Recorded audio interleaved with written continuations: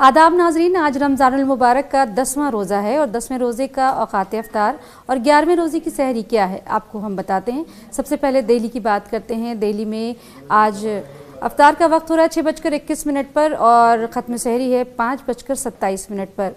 मुंबई में 6:44 पर वक्त अफ्तार है तो ख़त्म सहरी है 5:45 पर। कोलकाता में 5:41 पर अफ्तार का वक्त है तो 4:43 पर ख़त्म सहरी है।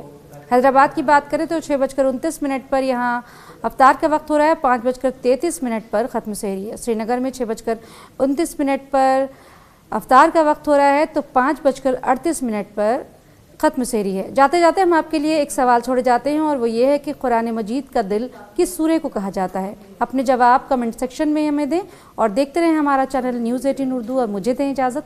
खुदा हाफिज़।